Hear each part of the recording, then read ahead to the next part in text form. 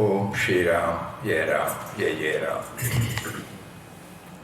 Om Shri Ram, Jai Ram, Jai Jai Ram. Om Shri Ram, Jai Ram, Jai Jai Ram. Hari Om to everybody.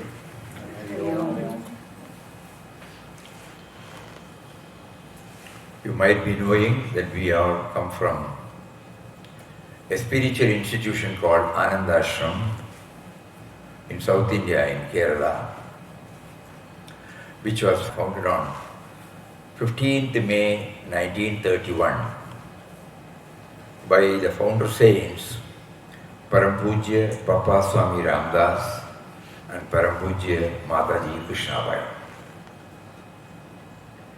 At the time of inauguration, Param Pujya Papa made it clear the ideal of the ashram.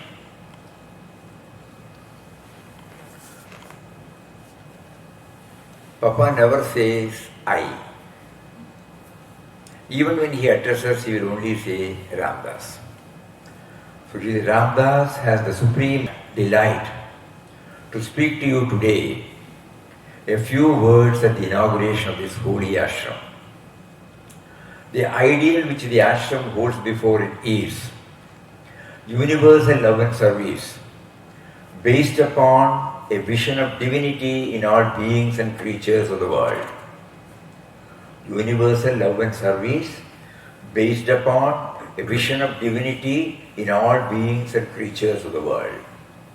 Here, every man, woman or child, to whatever denomination, creed or caste the person may belong, shall have free access. This is a place where every effort will be made to cultivate the spirit of mutual love and service so that what is realized within its walls may prove as an example for the right conduct of human life in the outside world. The Lord is our help and guide in all matters. May He, with all His bounty, shower His blessings on the great service which His home of love and bliss has undertaken to discharge. There are three, four important points. First is, it touches and kindles universal love and service. Expansion from me to we. And then we to him. And then the next one is mutual love and service. To cultivate the spirit of mutual love and service,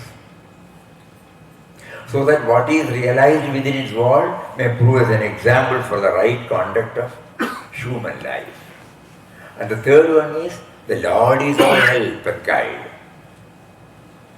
And finally, the important is, this home of love and bliss has undertaken to discharge.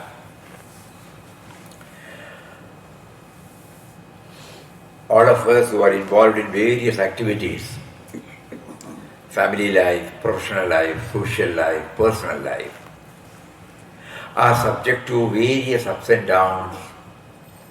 We are subjected to go through challenges, duties, commitments. So we need some place, some avenue or a forum where we try to think about all these things. Otherwise we are fully preoccupied with it. And during our interaction with everybody, we are all human beings. All of us have some rights and wrongs, likes and dislikes, preferences, priorities, preconceived emotions, desires, cravings, ambition. And these form this sense of individuality in all of us. We are fully preoccupied. Hardly we get a time to think about all these things. So that is the role of the spiritual organizations. That is the mission. So that when we go there for 2 or 3 or 4 or 5 days, when we stay there, we are trying to identify the very ideal purpose. There in Ananda Ashram, when we go there, everything is taken care of by the ashram. We are absolutely to ourselves to think about all these basic things. We can parade before our own mind the life so far lived at these 3 tiers or even 4 tiers: family, profession, society and personal. So how do I improve myself? Universal love and service, that word, keeps on making. How do I extend myself? From the me and mine concept, how do I expand? Though we may not be harming anybody, though we are all leading a righteous life,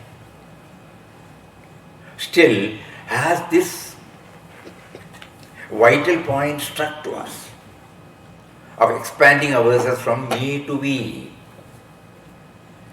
Those two words keep on touching and kindling in us. As we keep on going deeper within, we will slowly realize that we are what we are because of the factors other than us. When we come to this world from the mother's womb, we don't bring anything.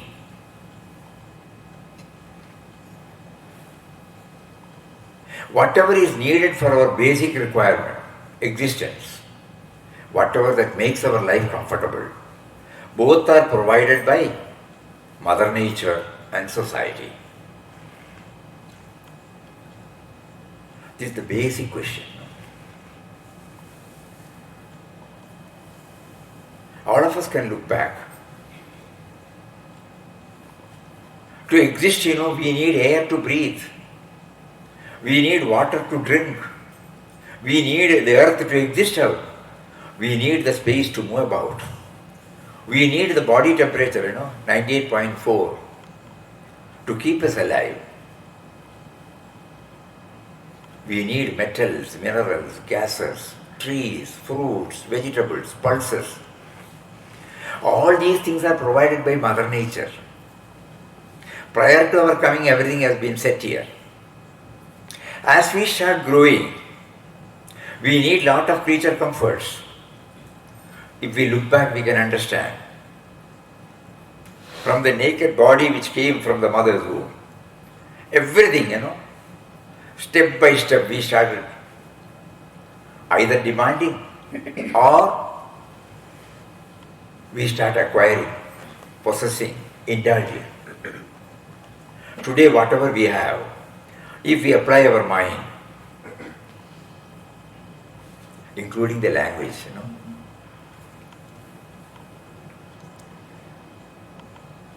brush, paste, soap, wash basin come out, eatables, the language, education, profession, everything is provided by society. By the grace of that power,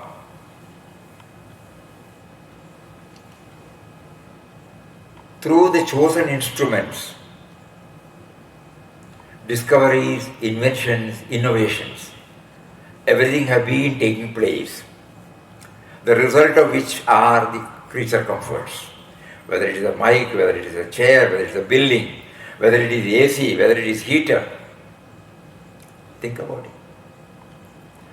The music, the tune, the organ, equipments, everything has come from discovery, invention, innovation, who has given to us. So we are the recipients, we are the beneficiaries of the bounteous gifts given to us by these two institutions, Mother Nature and society. When we realize that, seriously start thinking. All these things are expressed through this language, When there is no language, just imagine. Somebody has to bring A to Z, okay? When there is no A to Z. And in order that it becomes universal, it should have a foundation called the grammar, conjugation of verb, indefinite, present continuous, perfect, perfect continuous, active voice, passive voice, idioms, phrases, prefix, suffix, pronoun. All these things have been laid out beautifully. That's why we are in a position to communicate each other. Think about that. We take everything as granted, Think. Everything has come from this language. Even in a profession is possible because of this language, This language or any other language. Anything. Do we remember? So when I slowly start realizing, When I go and open a tap, when I use the wash basin, when I prepare dosha or idli or anything, upma, think about the person who conceived this. When there was no dosha, no, he must conceive this idea, no? And the various processes involved, we are the recipients. When we wear the dress, when there is no dress in the world, we were told as students, our ancestors were using barks of the tree. Later on, when I wear this, should I not think that when there was no dress in the world, you made somebody to think about the dress? So like that, when we keep on pondering over what all the benefits we are now enjoying, we realize that we owe everything to this creation, through the creation to the Creator. We are what we are because of the factors other than us. How can we think about me to me? Should we not expand? Universal love and service. Now we analyze what is it that blocks me from thinking about it. Because I am fully preoccupied with me and mine, unknowingly, unwittingly. Not that I am trying to confine myself within this me and mine. Unknowingly, unwittingly, right from the childhood, we have developed this. And within that parameter, we try to live an honest life, a straightforward life, a sincere life. All those things are there. Either our parents or we are guided by so many icons. We try to learn. But still the me and mine is intact in us. It is slowly growing. And a stage comes when it becomes the ruler. It doesn't allow us to think in terms of the first word, universal love and service. And in order to know that, we need a spiritual preceptor, a guru. And when we go to the guru or to a deity, we were singing the glories of Lord Vinayaka. This power, who is the basis of all, he is symbolized through various deities, and whose presence has been touched and kindled by us by various Mahatmas.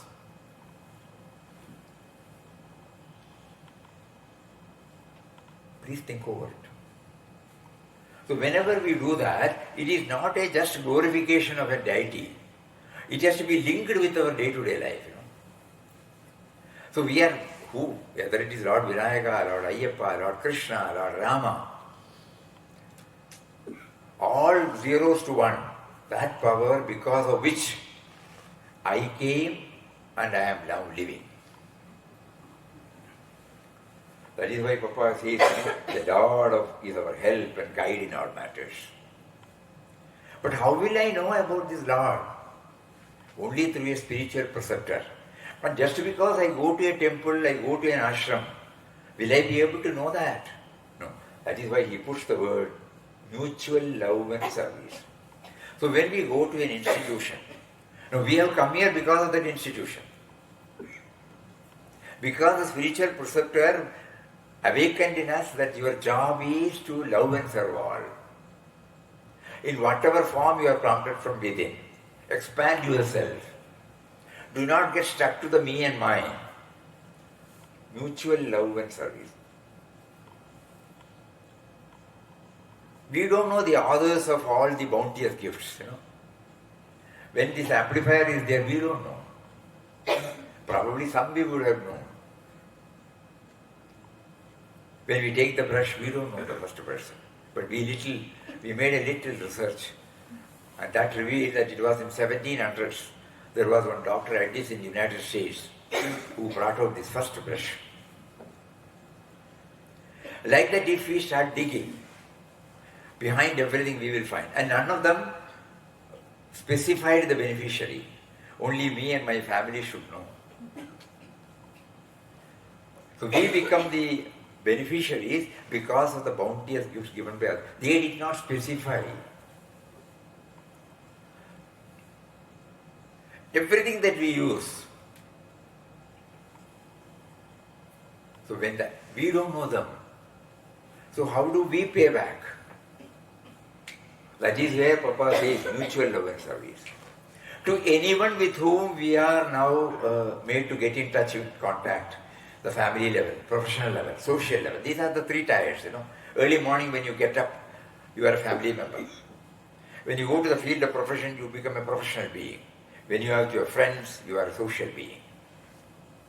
So in these three tiers of life, I have been made known that you can pay back to the society in which you are living, to Mother Nature's various creatures you are handling.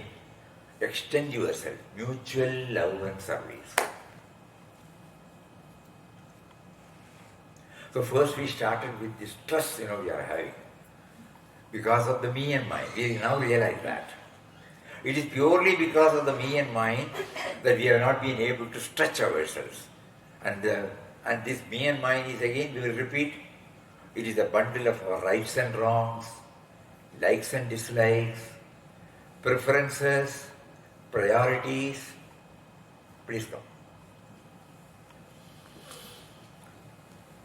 Desires, cravings, infatuations, fixed opinions, preconceived notions.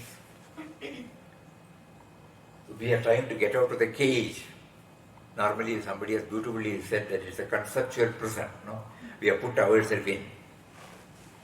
So these are the mission of spiritual institution is to touch us, kindle us, awaken us. That you owe everything to me through my creation. Because God has not given anything direct to us. He has given it only through His creation. So we can pay back only by loving His creation and serving His creation. That is why He said universal love and service based upon the vision of divinity. That which is common. It is not social service. We are trying to see something common in all of us.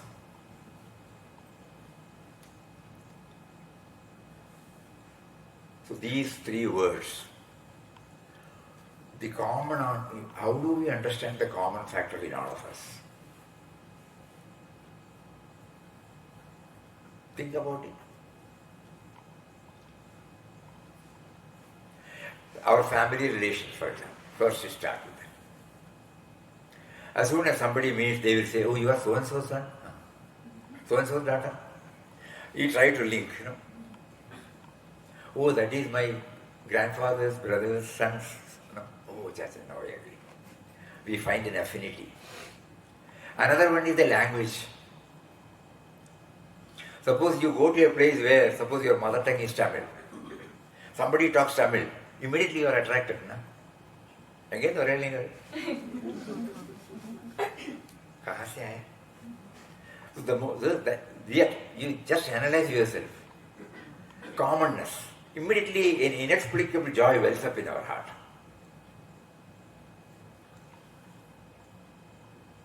Many years ago, for example, in 68, when we went to Bombay,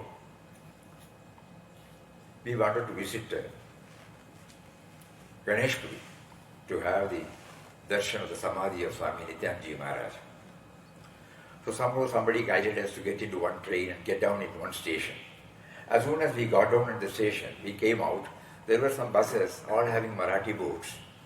Everybody talks Marathi, we know nothing about Marathi. So which bus we should get into, what we should talk, all those things are still a problem. So we straight away went to the ticket clerk, who issues on those days. We went and told him we are coming from south, we have no knowledge about Marathi.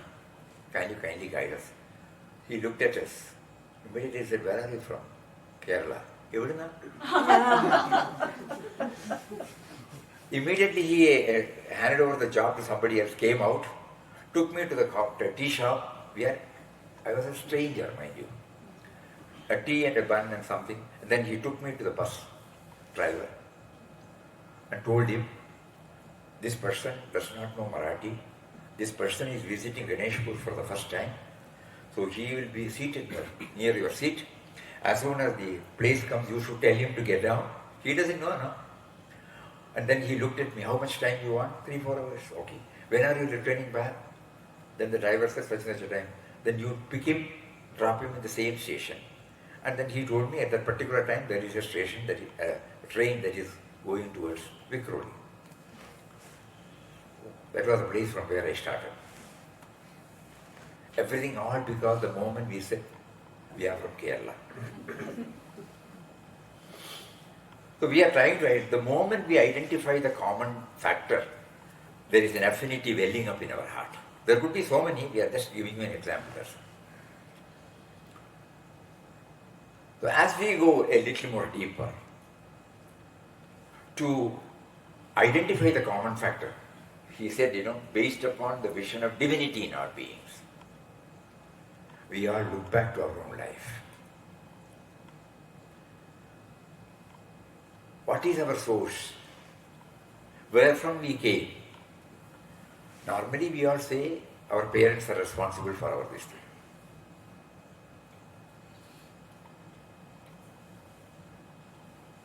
Then it is relative, it is correct in the sense that instrumental cause. Why we say instrumental cause? They were also born to another, their parents. They were also born to their parents. So they can't be the original source. At best we can go up to 3 or 4 generations if somebody was guiding us. Nowadays we don't know whether that itself is possible. But we know now, intellectually, that parents are only instrumental causes. Our original cause. When our intellect pleads for inability, we naturally go to our Shastras. For example, in Bhagavad Gita, the Lord says, I am the seed of everybody. In 7 or 8 slokas, he keeps on repeating. Bijam mam sarvabhutanam. I am the eternal seed of everything.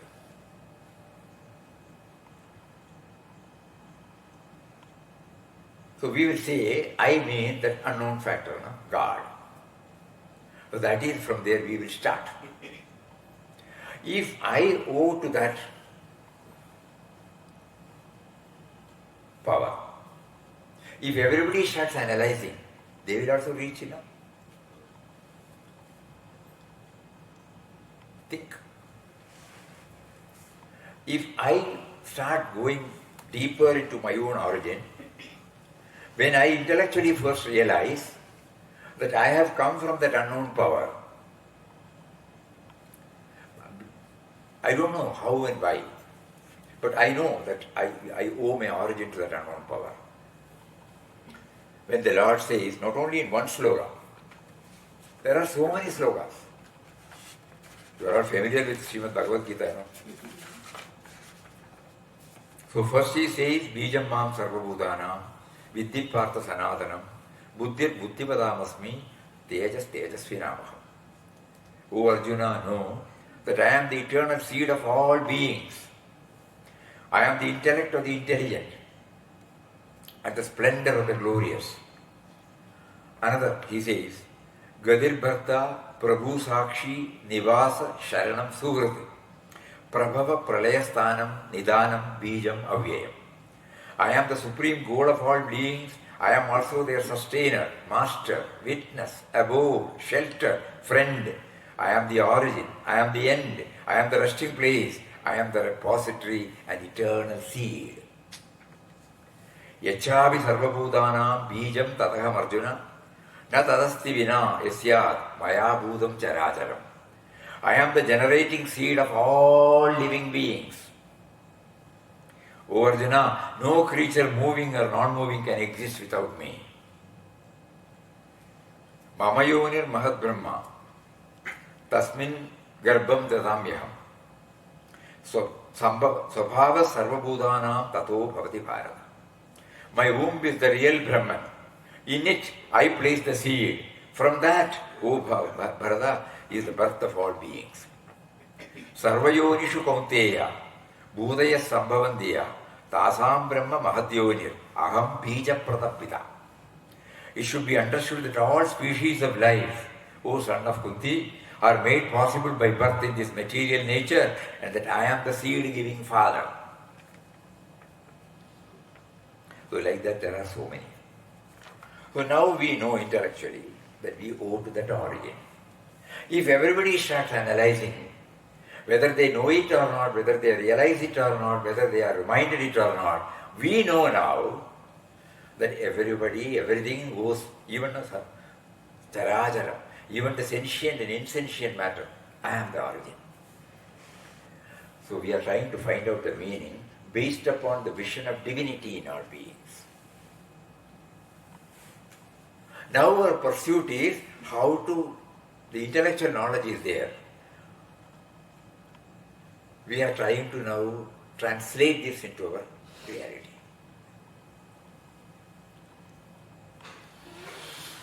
One method is, as we said earlier, we realize that we owe everything to this creation. And now we know that the entire creation owes its origin to that creator. As we keep on doing it, the process of expansion keeps on coming. The dominance of me and mine will gradually reduce. Again it may come. Even if we try to push it out in one way, it will steadily come to another way. Because right from our childhood we have developed this. This aspect has not made known to us. Though we may be going to temples or ashrams, the deity represents this source of all sources. In any form, when we go to any ashram, the Mahatma who is there, he has realized this, and that is why we go there. What is it that makes us to get attracted towards him? Start thinking now. This is the only way by which the stress can be released. We are aiming at serenity, and everybody wants to have at the end of the day peace of mind, which is called serenity.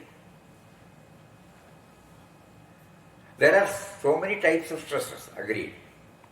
Something for which we are directly responsible, something for which we are not directly responsible.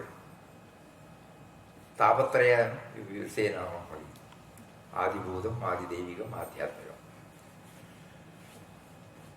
Certain stress comes suddenly. Neil was telling this morning when we were walking. Some time back there was snowfall or something like that. No, many roofs are damaged. We are not responsible. It gives us stress. We go in a vehicle, suddenly an accident takes place. We are not responsible. We don't intentionally do it, nor the other person intentionally do it. So these are all, there will be a stress there. Adidevi. And certain things we may not be able to figure out what is the source. So our Shastra says it is because of our karmic rank. So what is within if these three have to be addressed, we have no choice but to go to the source. That is why we pray, prayer comes. We try to develop some connection between us and the originator. Only by linking ourselves with the originator, our origin, the cause of all. Puja Swami Chimyanandaji used to mention it as the uncaused cause, the first cause. What can we name it? It should start from somewhere. So we will name it as the uncaused cause. Or divinity, the first cause. The first human being. The first bindi. The first carrot. The first, everything first, just imagine. The origin of the air, the origin of the earth. Like that we start thinking about it, and then how to connect myself to that. There should be some sadhana, some discipline. All of us are doing it. In ashram, Papa has given us a triune path. Nam, Seva, Dhyan. We give a name to this origin, no? Primordial. And chant Ram Nam. There it is Ram. The Ram stands for this universal consciousness. Papa defines Ram as subtle and mysterious power. The subtle and mysterious power in all of us.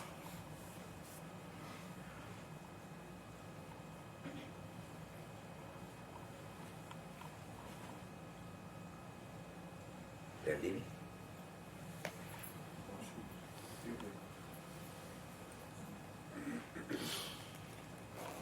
So we give a name and then repeat the name without going prasad to be given.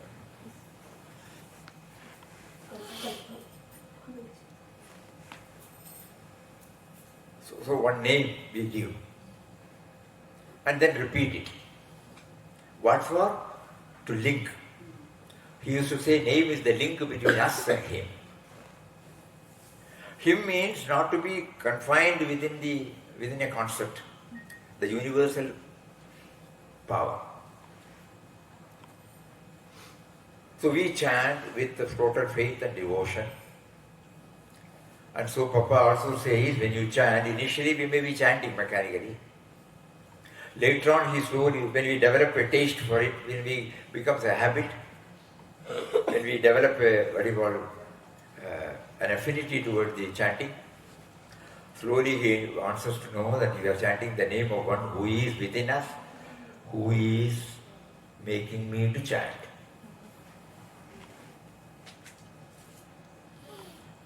So we are trying to, again the mind may question. So we accept it, intellectually. We know that.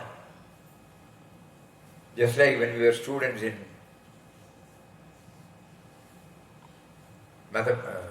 schools, in our algebra classes, when there is an equation given, we don't know how to move about it. They put x, and finally we get the meaning of x. So we will have this unknown power as the x. And when we realize it, we will know the reality. That is what has been corroborated by their life and teachings of Mahatmas.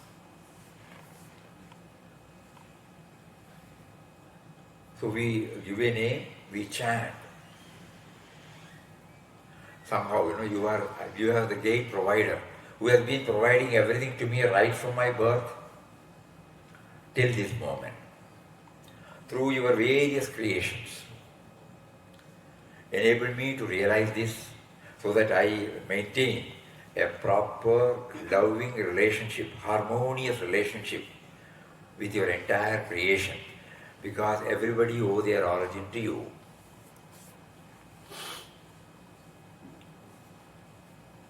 Vasudhaiva Kutumbakam, you might have heard about it. Sanatana Dharma or Hindu Dharma talks about this. Vasudhaiva Kutumbakam. It's one family. I used to hear flowery words. But when we try to go through this slowly, first we intellectually get convinced, yes, we are all one great family. That is why anybody who discovers, invents or innovates from any part of the world, he may not know the beneficiary. When we wear these specs, when there is no specs in the world, somebody conceived this, and we don't know, after trial and error, how it may have become a reality. But I don't know the author. I don't know the people who are behind it. But I am using it now. My mind previously tells me, you are going to, you go to the shop, the doctor has prescribed, you are paying the money, and that is why it is yours. Suddenly I realized when I came to this world, I did not bring any money. It is your creation that made me to earn money. It is your creation that made me to appropriate this to myself, and that is why I got this. So everywhere is creation, indebtedness to the creation, gratitude toward the creation, through the creation to the Creator. All these things should well up when we chant. Gradually, not in one go. Okay, when we have accepted the chanting to remember Him, get started in us, we all know the limitation we have. none of us will be able to chant throughout our waking state. Because that power has given these three venues, three forums, family, profession, society. So what do I do to remember him? So there the clue is given. When this Nama chanting becomes so intense, even if it is done for 5 minutes or 10 minutes, suddenly you realize, yes, the field of profession is also given by you. The family, first, the household, relationship has been given by you. Every article that I use is given by you. So I handle everything with a touch of love. Right from the tiniest to the grossest. When we come here, when we leave the chapel, or shoe, or socks, we should become aware. When there is no socks, when there is no chapel, when there is no shoe, you made somebody to think about that. So I am using it. So keep it in an orderly way. The touch of love. Slowly we realize nothing is irrelevant, nothing is unimportant, nothing is insignificant. This is the form of touch of love. And then the next one is do everything with a touch of perfection. Excellence in everything. Whatever we do. When we offer something to the deity or the guru, we don't throw the flower, no? We do like this. And when we offer the flower or naivedyam or fruit, you just don't do that, no? There is a bhakti, devotion is there, no? So perfection, touch of love, touch of perfection, touch of dedication, and touch of gratitude. The orange or the apple or the banana, we have not brought it. You have given it to us. I am of gratitude. So we try to have these 4 mantras in all our dealings, whether at home or in the office or with friends. A touch of love, a touch of perfection, a touch of dedication, a touch of gratitude. Whenever this is not possible, you can analyze your me and mine is trespassing into it. If there is any cause for any of this proper relationship with men and matters, that means if we leave the tap open, for example, we are opening the tap. Suppose we forget to, our mind takes us somewhere, no? The priority is we are not given, but suppose you are given. When we get an urge to go to the washroom, it is the commode that beasts us, you know. So after it is over, when we clean it and come back, there will be a sense of gratitude. Somebody has, when there was no commode, you know. So nothing is irrelevant, nothing is unimportant, nothing is insignificant. When he says characharam, beings and creatures, nothing is irrelevant. So everywhere we try to bring in this. And whenever we fail or forget, we should immediately know, it should be diagnosed that it is because of the me and mine. Me and mine unknowingly prohibits me to have the right relationship with men and matters. Situations, individuals, objects. We should have the right relation. Then only we will have peace of mind. The serenity will come only when this gets touched and kindled. Otherwise, always it will be, it will be a problem that will be breaking our head. So every time we keep on analyzing it, am I in a position to keep proper? Why should I have this harmonious relationship? Because we all owe to the same origin. That is why he said, cultivate the spirit of mutual love and service. Mutual love and service with everybody. Initially I cannot. In one go, me and mine will not permit. So to the extent possible, 1 step, 2 step, 3 step, 4 step. We make a beginning. So the purpose, slowly it is becoming clearer to us that the moment we start identifying ourselves with the origin of our and the world, the process of expansion slowly starts. It may be a snail's progress, doesn't matter. Because so far the mind is trained only to think in terms of me and mine. So it's an uphill task to bring in this dimension. But every time when he provides us facilities, through institutions and through forums like Satsang, this is called Satsang. Actually the meaning of Satsang is relate yourself with the Sat. Sat is that, the common denominator, the common origin. Satsang need not necessarily be a program like this. Anything that makes us to, it can be a song, it can be a bhajan, it can be nama, it can be a discussion, it can be sitting before them, it can be a darshan, it can be a pilgrimage with this right aspect. Because we are trying to connect ourselves between the Sat and us. So this is called Seva.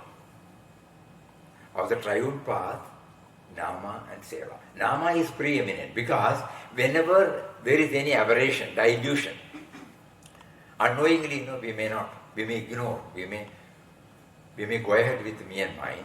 This Nama will pull us up. Hey, what did you do now? What are you talking? What are you thinking? It's something like a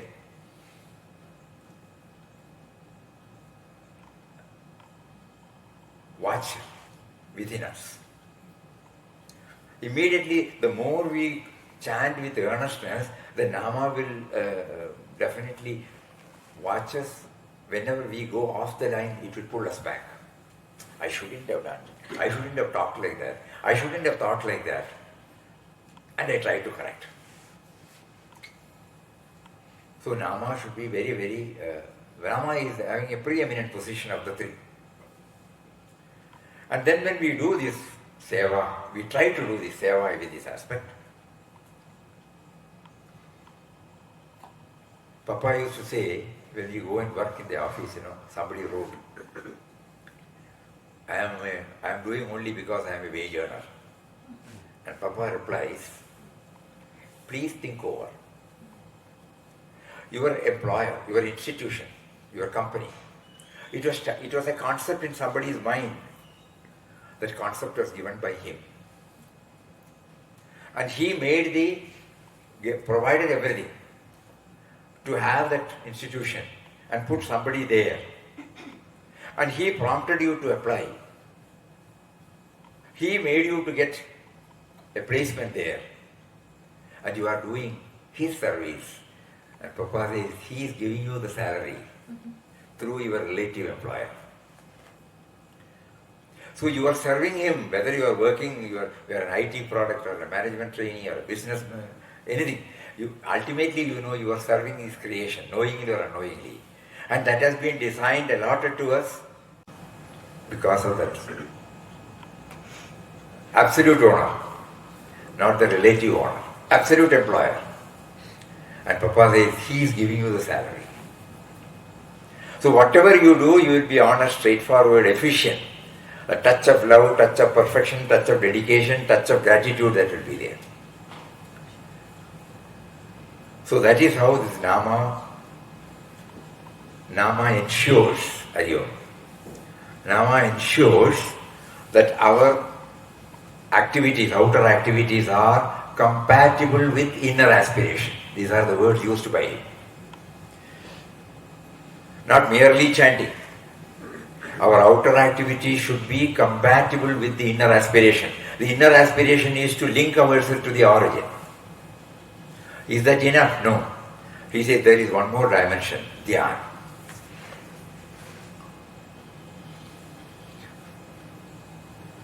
So when we sit with Nama and with this type of background, when we try to discharge our responsibilities at these three levels, family level, professional level, social level, the mind becomes relatively calm and peaceful, and then you go with the help of Nama. As soon as you close your eyes, so many thoughts may rush in.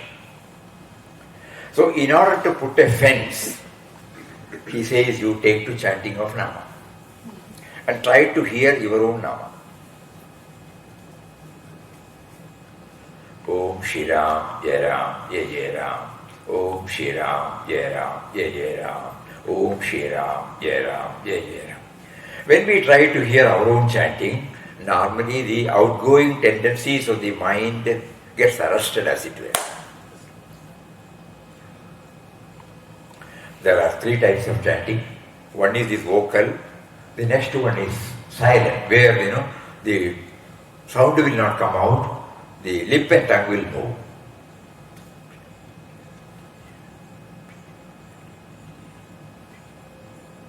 But we should hear.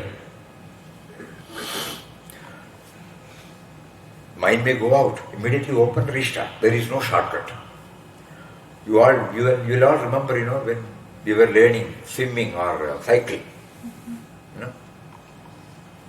Many a time we fell, we get bruises, but with perseverance we do that. And once we get the balance, we will never lose it. So whenever the mind goes astray, we have to keep on trying this. And the third one is, the final graduation is mental chanting, where sound will not come, lip and tongue will not move, but you should mentally chant, you should mentally hear.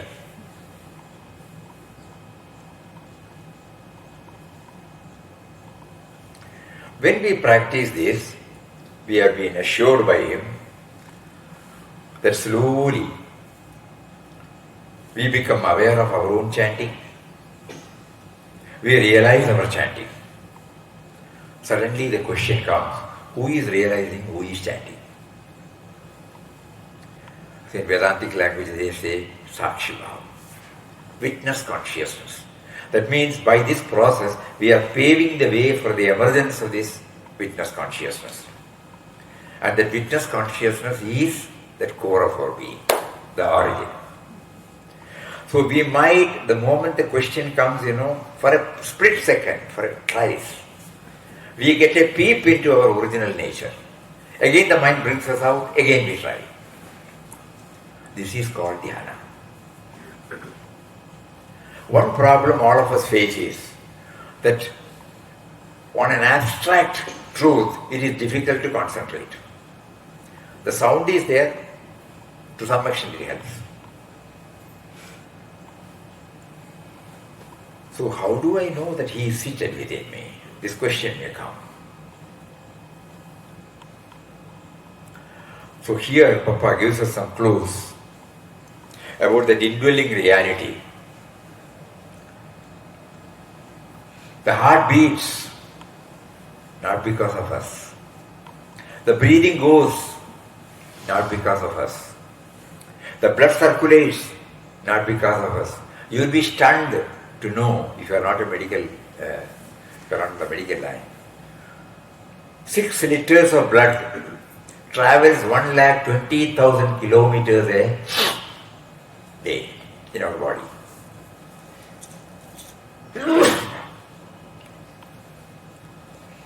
One lakh times a day we breathe. Sorry. 1 lakh times we breathe. Oxygen that is required, it is taken in. Excess of carbon dioxide is purged out without our even knowing it. When we eat, the food we eat, it is split immediately. What is needed for the body, what is needed for the bone, what is needed for the blood, it takes. What is not needed, it is purged out in the form of stools or urine. We are not doing anything.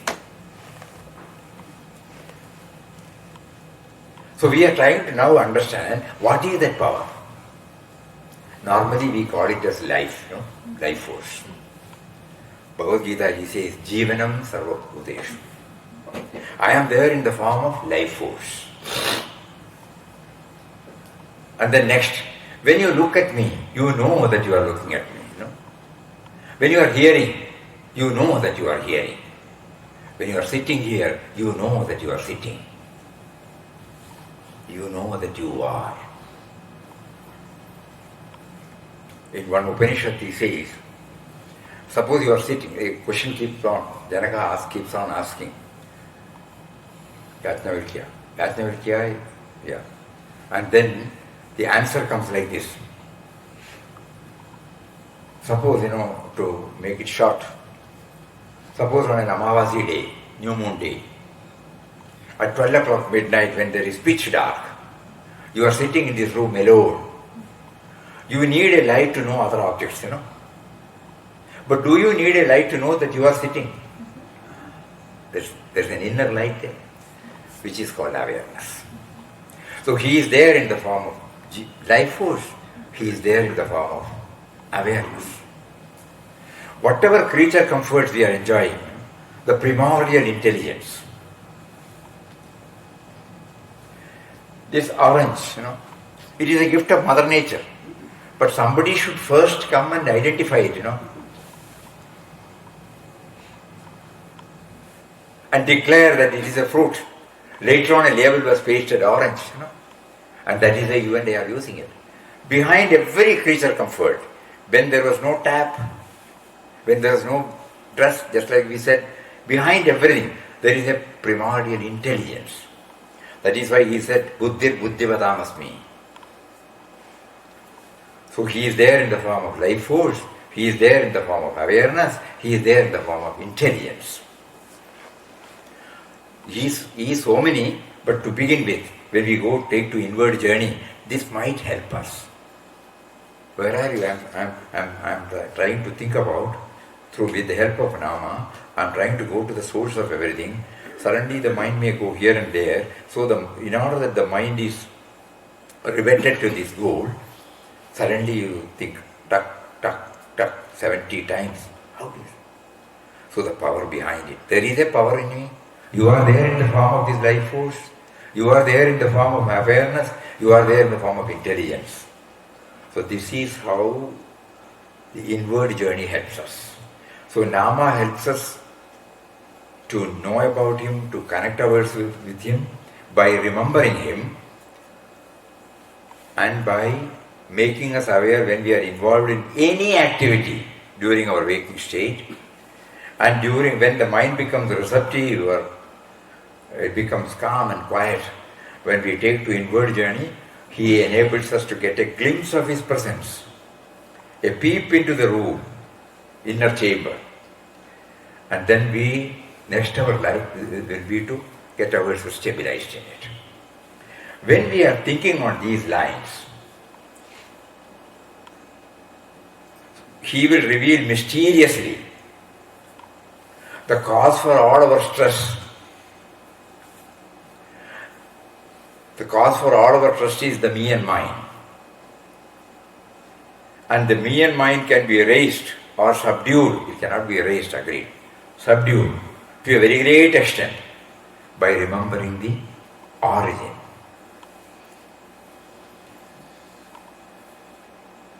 And he is the Bija Pratapita,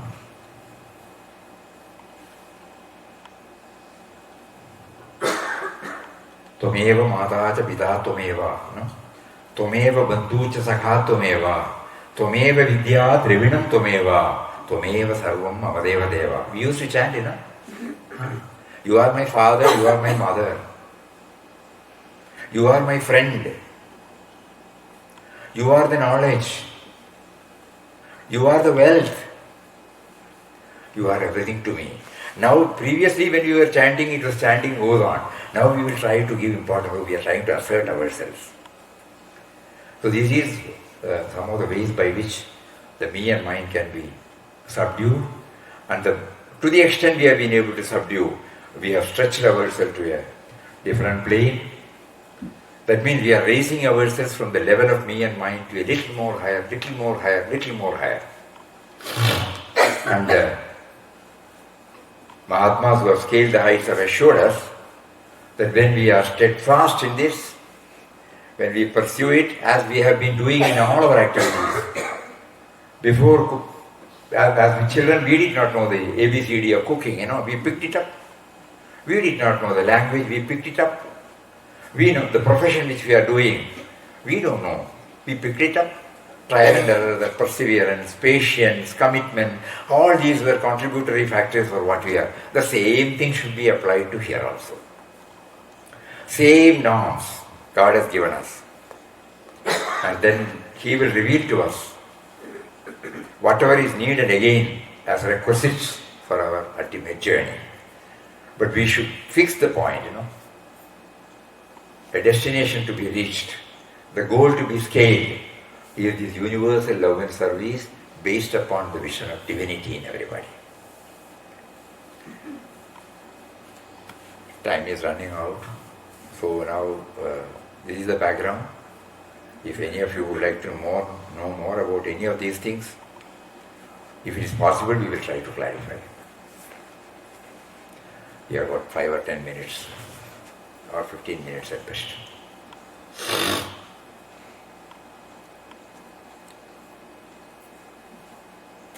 Swami, like you said, stress to serenity. Serenity. But no matter how we want to not stress ourselves, still in our professional, from when we go to work, somehow we get stressed. Whatever we do. Only, but there is no shortcut. Nobody can give you a capsule. If you take this, you'll go. It has to be done by perseveringly, thinking about the origin. Kids are late to school, stress. Samsara sadhana. You need to come out of that samsara sadhana. When somebody, now for example, we are all sitting. If somebody does something which causes irritation to us, immediately your mind will say, we may not openly say, does he not know the manners? But suppose that person happens to be our own father, mother, our children. Will we feel that? No. So what is it that makes us aware? Love. Extending ourselves to that person enables us to raise ourselves to a higher level. So when we work in the company, for this enabling us to mic, it is not one. There are so many components, It's a joint effort. And the joint effort, only through a joint effort, this can become a reality. If I have to hold this glass, there are so many joints from here to here. We don't understand that. So collective effort. So when we are at workplace, when we are in the family, right from family, there should be it is because of the collective efforts of everyone we are leading the life. Similarly, when we go to the field of at workplace, it is the collective effort. Suppose we become conscious of this collective effort. In a fan, we don't see any fan here. Fan is there? In a fan, there are so many, the blade, and you will see there are some armature, what do you call this? I forgot. The one which rotates. Motor. There are so many things. It may be costing you, say, $500. But there will be a nut and screw in behind every blade. It may cost you only $5 or $2. But if it does not function properly, if the washer is not there, which costs still an insignificant price, it will not work. Suddenly we realize it is because of the collective effort of all concerned in any field that we are able to do that. We were sharing with Neil this morning. When we entered into the professional career in 61, our section head on the second day called me and told me these 3 mantras. Even today we remember it. Why, He said, when you are working, after some days or some months or some years, you may find, you have become expert. And somebody may pat you on the back, somebody will go. The company may give you a promotion, company may give you an incentive. So many people will say you have done wonderfully well, but you should know that all these things came out, the latent potentiality in you came out because of the field provided by this company.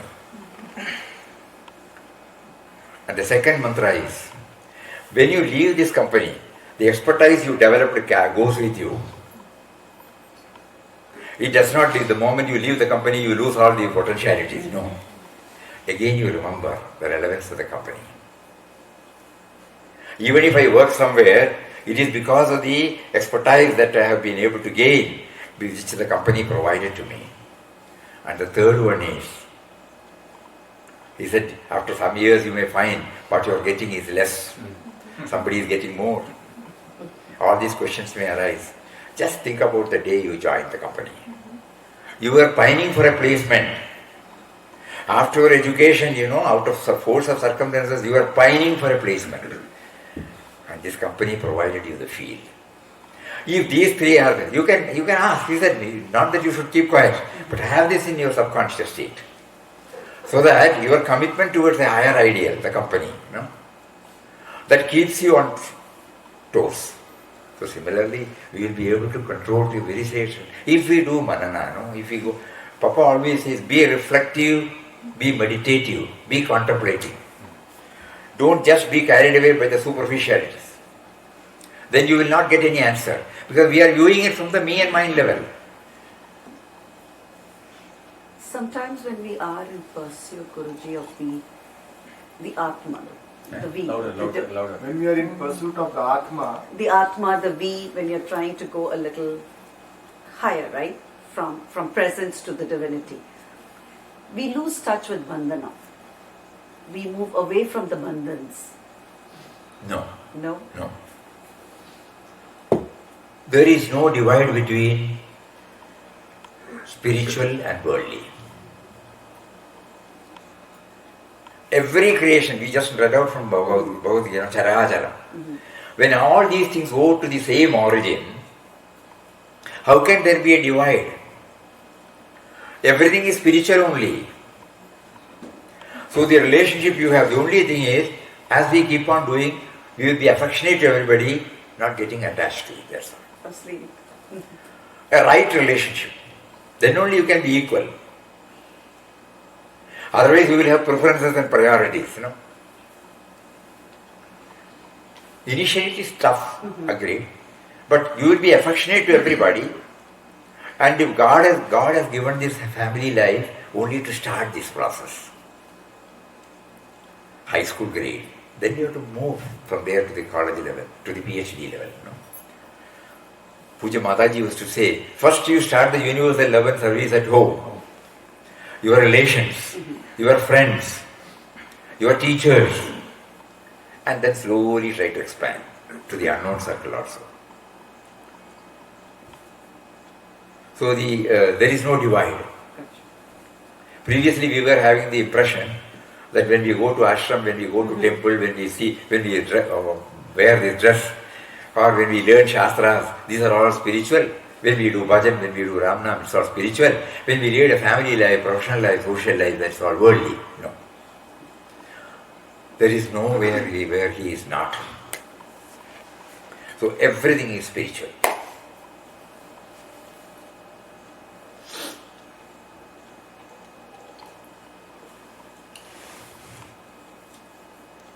Anything else?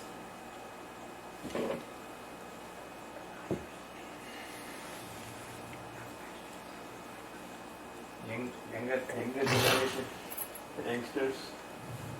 Actually, I have a question. yeah. Louder. Yeah. You said we want to move away from stress. You also mentioned try to attain perfection in what you do. Doesn't perfection cause stress? Perfection. Cause stress. Correct.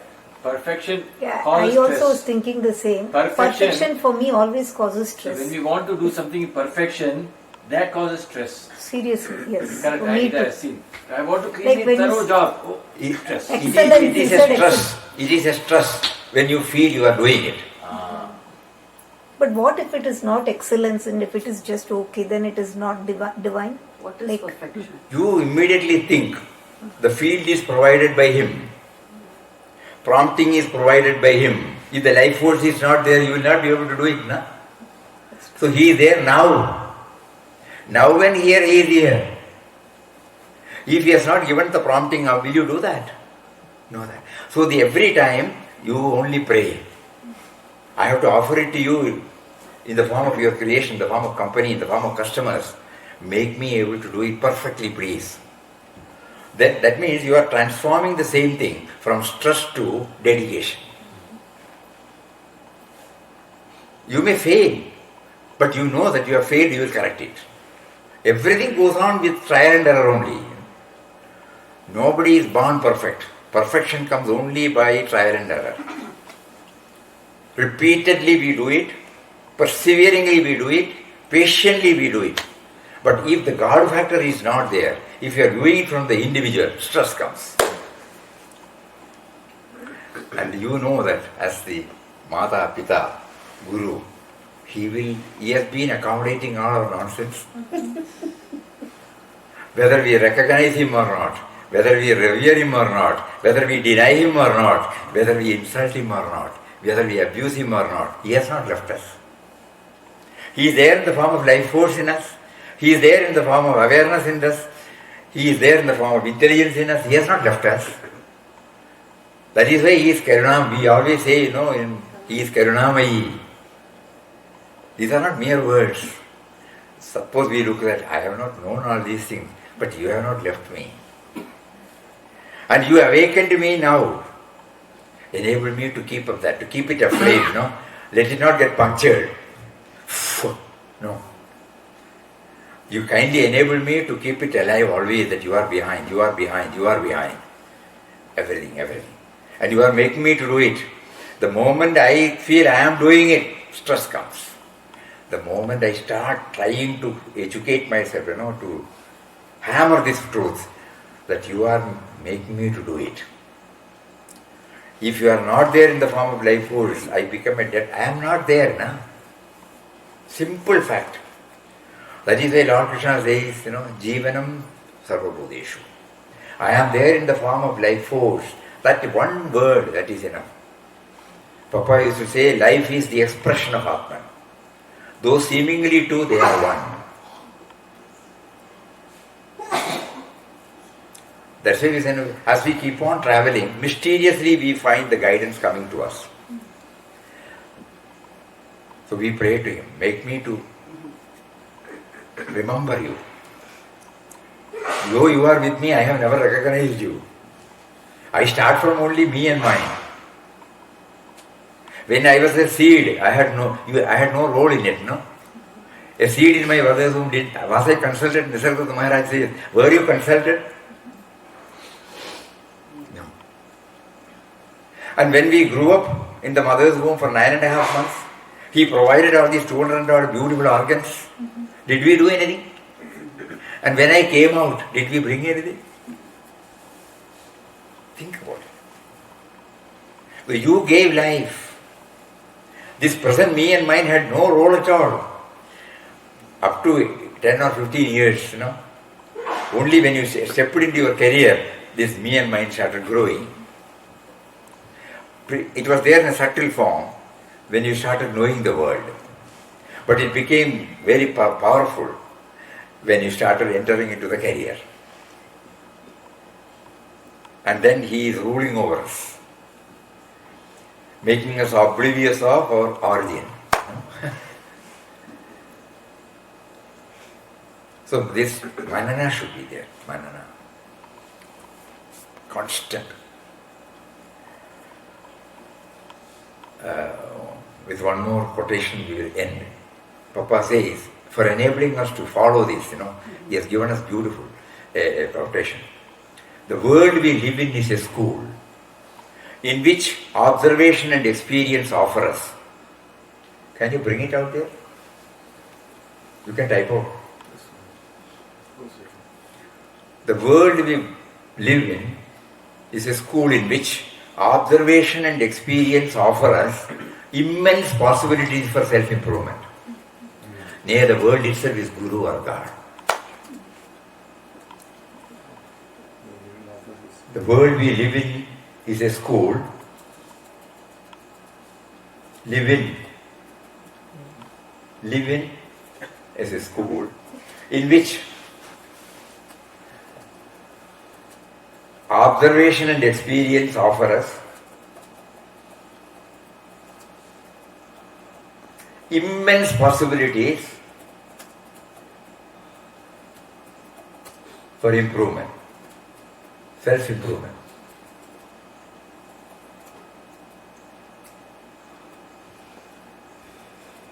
Comma, nay, the world itself is Guru or God. So any experience we get at home, in the office, with friends, suppose this mantra comes, make it bold, man. Nobody can read. You see the take-home message. The world we live in is a school in which observation and experience offer us. Immense possibilities for self-improvement. Nay, the world itself is Guru or God. So everything, whenever something you say adverse, you have named it as adverse, negative, immediately remember this. He is teaching us, he is teaching us. So be free from bias, prejudice to you, infatuations, all these things. Preferences, priorities, everything will slowly, it will not immediately go. By hearing this, it's not going to go. But when we do this manana, the world we live in is a school in which observation and experiences offer us immense possibilities for self-improvement. Nay, the world itself is Guru or God. I think that is enough. Let us do the manana, Let us not leave it. Let us not leave the subject here. Just like, when we go to a temple, we offer our prayers, we get some satisfaction, but leave the deity there. We are not taking the deity with us. That is why, in spite of doing, we go to an ashram, we see a guru there. We leave the guru there, where the guru is within us. God is within us. So like that, these words, let it not be in the screen. Let it be within us. The world we live in is a school in which observation and experience offer us immense possibilities for self-improvement. Nay, the world itself is Guru or God. Hari Om. We have to thank you for having given us this wonderful opportunity of dwelling on His presence through the various teachings of our Master.